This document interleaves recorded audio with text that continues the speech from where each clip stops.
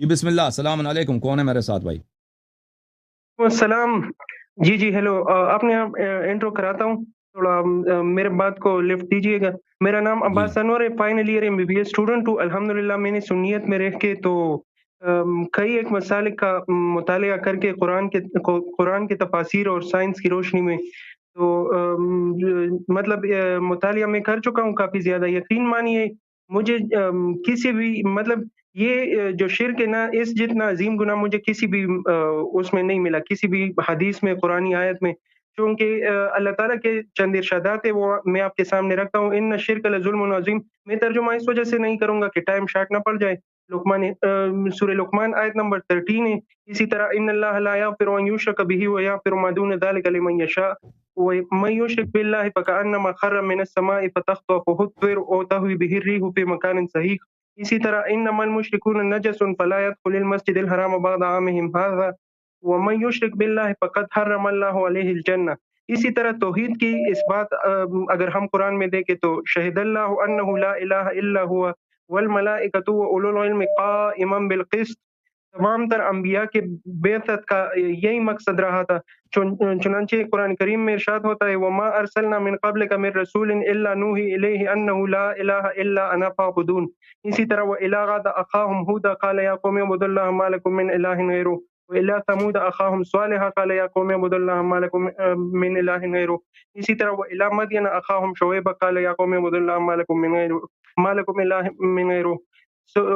اب میں اس ویڈیو کی وساطت سے تمام بھائیوں کو یعنی ناظرین و سامعین سے مخاطب ہوں جو حق کے طلبگار ہیں کہ میرے دلائل یعنی قرآنی اور حدیثی دلائل کو انصاف اور اہل انصاف کی روشنی میں رکھے. انشاءاللہ جلد ہی آپ کو شرک جیسے عظیم ترین گناہ سے نجات ملے گی. مشرک اور آپ خود ہیں بھائی، مشرک بدترین مشرک آپ خود ہیں. آپ سمجھتے ہیں بھائی شرک یہ ہے کہ غیر اللہ بھائی کو جان اللہ مانا جائے، غیر اللہ کو اللہ مانا جائے، اور غیر اللہ کو آپ اس کی عبادت کریں. غیر اللہ سے مدد اچھا طلب کرنا یہ اس کی عبادت نہیں ہے بھائی. بھائی جان ٹائم دیتا ہوں نا, آپ ایک مجھے آیت تھوڑا ٹائم دیتے. او بھائی جی جی آپ جی ایک جی آیت پڑھیں، اس کا جی ترجمہ کریں اور اس سے جی استدلال کریں. میں اس کا جواب دوں گا جو سب سے مضبوط آپ کے پاس آیا ہے نا، جس کی روح سے شیعہ جو ہے اچھا مشرک ہیں، ایک اس کو نہیں ہے نا, پڑھو. ایک ہے نہیں, قرآن تو نہیں بڑا تو بڑا ہے. دیکھو کیونکہ بھائی، جس طرح میں نے جی جی دیکھو جی بھائی، جی ایک آیت بتاؤ پڑھیں. بتاؤ آپ جی ایک آیت جو سب سے مضبوط ہے اس کو پڑھیں، ترجمہ کریں، جی استدلال کریں. میں اس کا جواب دوں گا جی جو آپ کے پاس سب سے مضبوط جی ہے. جی اگر ٹائم بچا تو پھر دوسری آیت کی نہیں طرف جائیں سب گے، سے ٹھیک ہے نا؟ دیکھو قرآنی جتنے بھی آیات ہیں وہ سارے مضبوط ہوتے ہیں. تو عرض قرآنی یہی آیات ہے میں کوئی ان ویک میں نہیں سے ہوتا. جو سب سے واضح الدلالہ ہے، جو سب سے صریح ہے، آپ اس کو پڑھیں کیونکہ اور بھی لوگ منتظر ہیں. اس کو پڑھیں، استدلال کریں. قرآن کریم میں پھر کوئی ٹائم مستدل بچا. چیز ہے نہیں نا, او بھائی سارا صاحب، کوئی بھائی ابہام نہیں ہے صاحب، وہاں پہ. مبہم بنایا ہوا ہے تو آپ نے وہ الگ بات ہے نا. دیکھو جو میں تھوڑا سب پریپیئر قرآنی کرتا ہوں آیات تھوڑا سا جی ٹھیک ہے. اگر سب دلالت میں سب برابر ہیں، آپ کہتے ہیں دلالت میں فرق نہیں ہے، ان میں سے آپ ایک کا انتخاب کریں باری باری. ایک کا ہم جواب دے جی دیتے جی ہیں، پھر دوسری چلے کا آپ پڑھ لیجئے، ٹھیک ہے نا؟ ہاں، چلے اگر آپ کہتے ہیں کہ سب ایک جیسے ہیں. میں لوگوں کے تسکین الصدور کے لیے پہلے چند اشکالات کا وہ ازالہ کرتا ہوں. دیکھیں صفات دو قسم کے ہوتے ہیں نا, مافوق الاسباب اور ماتحت الاسباب. مافوق الاسباب یہ ہے جو بغیر کسی سبب سے, جو بغیر کسی سبب کے مطلب تکمیل تک پہنچ جائے اور اس بندے کے لیے, اس ذات کے لیے ثابت ہو جائے, اور وہ ایک ماتحت الاسباب ہے یعنی اسباب کے تحت. دیکھیں اب اگر ہم دیکھیں تو قرآنی آیت ہے اعوذ باللہ من الشیطان الرجیم بسم اللہ الرحمن الرحیم وعنده مفاتح الغیب لا يعلمها الا هو. اسی طرح دوسری ایک آیت ہے وعنده علم الساعة وينزل الغیث ويعلم ما في الارحام. تو اس آیت میں ابھی یہ جو دوسرا اور تیسرا صفت ہے, یہ صفات باری تعالیٰ ہے, وہ ان کے لیے خاص ہے بقول عبداللہ ابن عباس رضی اللہ تعالیٰ عنہ. لیکن اگر ہم دیکھیں کہ یہ اگر مطلب بغیر اسباب کے مانے جائے تو ابھی تو الٹرا ساؤنڈ کر کے بیبی کا جنڈر معلوم کیا جا سکتا ہے فرسٹ ٹرائمیسٹر کے دوران. اسی طرح اگر دیکھا جائے او بھائی تو کوئی آیا پڑھو، کوئی آیا پڑھو بھائی، کوئی آیا پڑھو تو استدلال کرو. آ جاتا ہوں. عادتیں اتنی پڑھوں گا کہ اگر رات کو تارے ہوتے تو شمار کرتے او بھائی ہمارے پاس پوری دیکھیں رات، آپ کے اور بھی لوگ منتظر ہیں. آپ کو اردو میں کہہ رہا ہوں بھائی، تم جی جی جی دوسروں پہ ظلم نہ کرو، مجھ پہ ظلم نہ کرو. تمہیں ہمیں سمجھانے کی ضرورت نہیں ہے. ہم آپ کی اچھا استدلالات کو وہ آپ نہ بھی کریں نا، ہمیں اچھی طرح زبانی یاد ہیں. لیکن اس طرح اس لیے ہم کہہ رہے ہیں آپ کو تاکہ دیکھیں، آپ یہ نہ کہیں کہ مجھے بات نہیں کرنے دیا نا. آپ ایک آیت کا انتخاب کریں, اچھا بولیں اس آیت کی اچھا روح سے مانتے جو ہیں، ہے. صبر ہاں صبر صبر صبر سورہ فاتحہ جس کو آپ سورہ حمد بھی کہتے ہیں اس کو ام القرآن مانتے ہیں نا حدیث کی روح سے؟ جی جی بالکل بالکل. تو اس میں جو ایاک نعبد و ایاک نستعین ہے، ہاں آئے یہ قرآن کریم کے سارے توحیدی آیات کا شرح نہیں ہے؟ اس آیت کا ترجمہ کرو نا, آپ ترجمہ کرو تاکہ ہم اس کا جواب دے دیں بھائی. ایاک نعبد، صبر صبر، ایاک نعبد، نعبد فعل ہے اور ایاک مفعول ہے، یعنی فعل کو فعل پہ مفعول کو مقدم کیا ہے. اسی طرح ایاک نستعین، نستعین جو ہے وہ فعل ہے اور ایاک مفعول ہے، یعنی یہ معنی حصر کے پیدا کرتے ہیں نا، وہ ایگزیجریشن مبالغہ آ جاتا ہے. تو نہیں اس طرح ہمیشہ اگر نہیں ہے, بات کی جائے ہمیشہ تو نہیں ہے, ہم ہمیشہ اس طرح نہیں ہے, عبادت کر عموم نہیں ہے تیری اس ہی عبادت کرتے ہیں. چلے آپ ایک دلیل لے آئے جس میں اس طرح نہیں ہو. اور اچھا صرف اسی اس کی میں بات نہیں ہے نا، یہ تو اچھا میں اس جی جی آیت کا جواب دے دوں. آپ کو پتہ نہیں نا, شیعہ استدلالات کا پتہ نہیں ہے, آپ کے علماء نے آپ کو غلط جو بھی سکھائے ہیں آپ سمجھتے ہیں کہ وہی دین ہے, اس جی کے جی علاوہ کچھ بھی نہیں ہے. اچھا تو میں جی آپ کو جی آپ ہم کے اس آیت کے جواب میں قال اجازت دیں, اللہ میں اور آپ کو, قال او رسول ہے. بھائی چپ کرو, دیکھیں ایک منٹ حسن چپ بھائی کرو, او بھائی اچھا چپ کرو ایک منٹ, میں اس اچھا آیت کا جواب دے دوں. بولے محترم ناظرین, اس آیت کے جواب میں عرض یہ ہے کہ آپ میرے چینل پہ جائیں, اور اس حسن اللہ یاری اردو, حسن اللہ یاری اردو میں جب جائیں گے وہاں پر آپ کو, یہاں پر 1 سال پہلے میں نے ایک تقریر کیا تھا ایاک نعبد و ایاک نستعین کی جو تفسیر ہے, اس کو میں یہاں پہ, اس کا عنوان یہ ہے ایاک نعبد و ایاک نستعین کی تفسیر.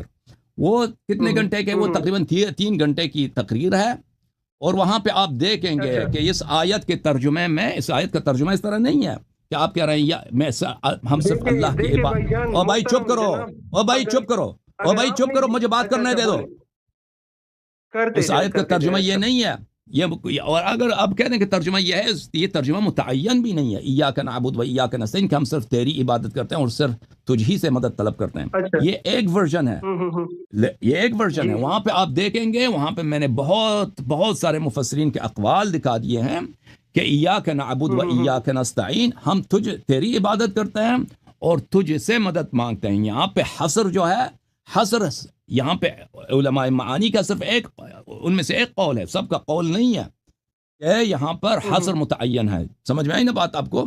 یہاں پہ اچھا یہ جو, اچھا ہاں اس یہ کے جو لیے اس کے لیے تقدیم تو مفعول, چپ کرو بھائی چپ کرو, اچھا مفعول اچھا مقدم بتائیں. ہوا ہے فعل پر. اس کے کئی وجوہات بتائیں گے. ایک ہے اس کی ہے کہ آیت اگر اس طرح اللہ کہتا الحمدللہ رب العالمین الرحمن الرحیم مالک یوم الدین نعبدک و نستعینک, یہ جو ہے اس کا بلاغت گر جاتا. قرآنی آیت کی بلاغت, اس کی وجہ, ایک وجہ یہ ہے. دوسری وجوہات بھی میں نے وہاں پہ بیان کی ہے کہ کیوں ہے وہاں پہ مقدم ہوا ہے. وہاں پہ آپ دیکھ لیں, میں اس کو تکرار نہیں کرنا چاہتا. جن لوگوں کو شک ہے, کیونکہ اسی آیت سے آپ کو پتہ نہیں ہے نا ہمارے استدلالات کا, ہم پہ بہت دفعہ آتے تھے لوگ, اشکال کرتے تھے. تو جب سے میں نے یہ تقریر کی ہے, یہ تقریباً سب بند ہو گیا ہے سلسلہ. جماعت وہابی اس پروگرام میں آ کر ہم پہ اس آیت سے استدلال کریں. اس کے بعد فقط وہی لوگ جن کو اندازہ نہیں ہوتا, جنہوں نے میرے تقریر کو نہیں دیکھا ہے, صرف وہی لوگ آپ جیسے کہ آپ کو پتہ بھی نہیں ہے کہ اس آیا کا ترجمہ یہ متعین نہیں ہے, اس کے اور بھی ترجمے ہیں, اور وہ جو ترجمہ آپ لوگ کرتے ہو وہ مشہور ہو گیا ہے. وہ مشہور, غلط تو نہیں ہے نا, یہ ترجمہ غلط تو نہیں ہے نا, اگر متعین نہیں ہے, اگر متعین نہیں ہے تو پھر آپ نہیں کہہ سکتے کہ یہ آیت صریح ہے اس معنی میں کہ ہم صرف اللہ سے مدد, کیونکہ قرآن یہ نہیں کہہ رہا کہ صرف یہ ایک احتمال ہے. دوسرا احتمال یہ ہے کہ ہم اللہ سے مدد مانگ رہے ہیں, اور اس کی وجہ یہ ہے کہ یہ معنی ہو ہی نہیں سکتا کہ صرف اللہ سے مدد لینا ہوتا ہے, کیونکہ غیر اللہ سے مدد لینا یہ قرآن و سنت میں ثابت ہے. وَاسْتَعِينُوا بِالصَّبْرِ وَالصَّلَاةِ, اور اللہ تعالیٰ نے خود فرمایا یا ایھا الذین آمنوا کونوا انصار اللہ کما قال عیسی ابن مریم للحواریین من انصاری الی اللہ, اے لوگو تم اللہ کی نصرت کرو جیسے عیسی ابن مریم علیہ السلام نے حواریین سے کہا کہ کون ہے میرے انصار, میرے نصرت کرنے والے کون ہیں. عیسی ابن مریم جب مدد مانگ رہا ہے قرآن مجید میں, اور پھر زندگی چل ہی نہیں سکتی کہ ہم غیر اللہ سے مدد نہ مانگیں, زندگی متعین ہو جاتی. ایک جواب آپ مجھے دیں, یہ من انصاری اللہ جب حضرت عیسیٰ نے کہا تھا تو آیا حواریین ان کے سامنے بیٹھے تھے یا دیکھیں ابھی سن لو اچھی طرح, میری بات نہ کاٹو. دیکھو اگر آپ کہتے ہیں نا کہ آیا یہ کہہ رہا ہے کہ غیر اللہ سے مدد لینا شرک ہے, غیر اللہ سے مدد لینا اگر شرک ہے تو یہ تفصیل کہ اگر وہ شخص موجود ہے آپ لے سکتے ہیں، اگر وہ ابھی سامنے نہیں لے سکتے، یہ تفصیل کسی حدیث میں نہیں ہے، یہ تفصیل اور کسی نے بولا بھی نہیں۔ اب سنو پلیز، میری بات نہ کاٹو میرے بھائی، اب میری بات کاٹو گے تو مجھے آپ سے ہر جملے کے بعد مجھے یاد دلانا نہ پڑے کہ آپ میری بات کاٹو۔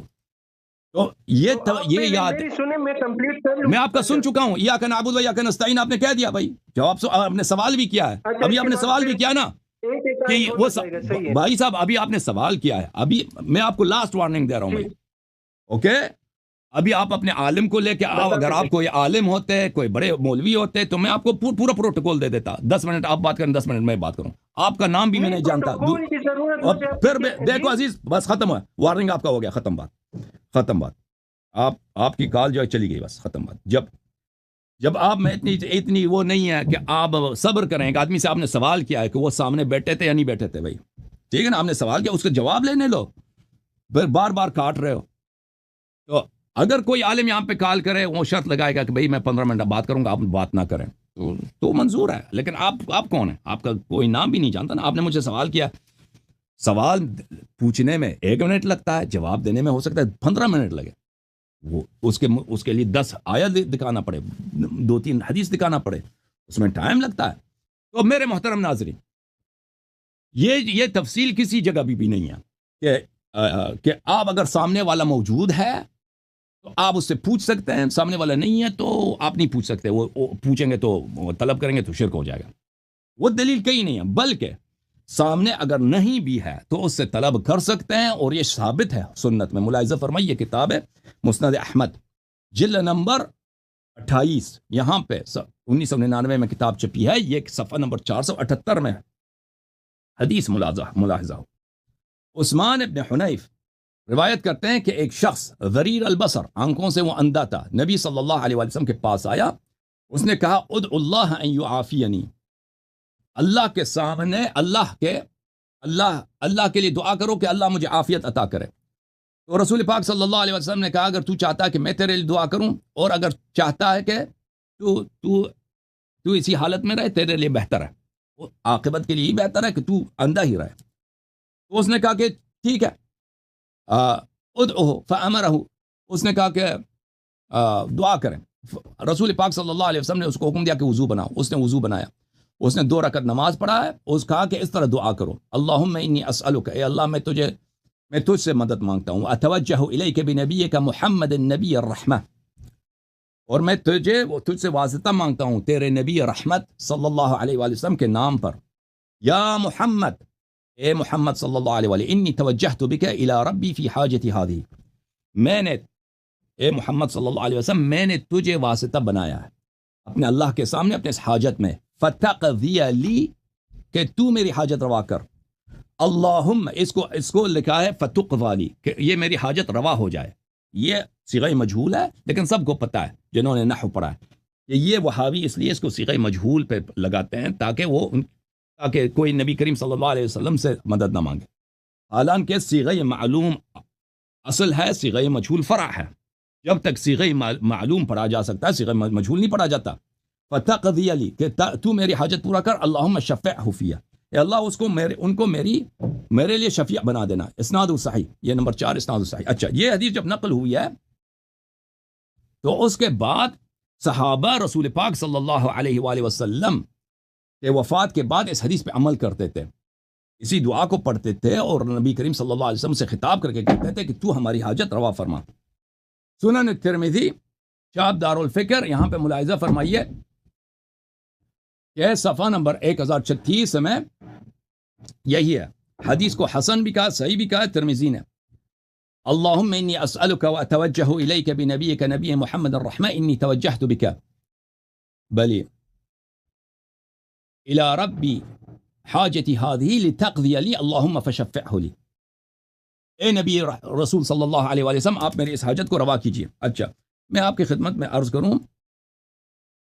ملاحظہ فرمائیے میرے محترم ناظرین، یہ کتاب ہے المستدرک علی الصحیحین، المستدرک علی الصحیحین للحاکم النیسابوری، شعب دار الفکر، جلد نمبر کون سی ہے؟ جلد نمبر 1 ہے، یہاں پر اسی حدیث کو لے کے آئے ہیں، اسی الفاظ کے ساتھ، حدیث صحیح علی شرط الشیخین، بخاری مسلم کی شرط پہ صحیح ہے. یا محمد صلی اللہ علیہ وآلہ انی توجہت بک الی ربی فی حاجتی هذه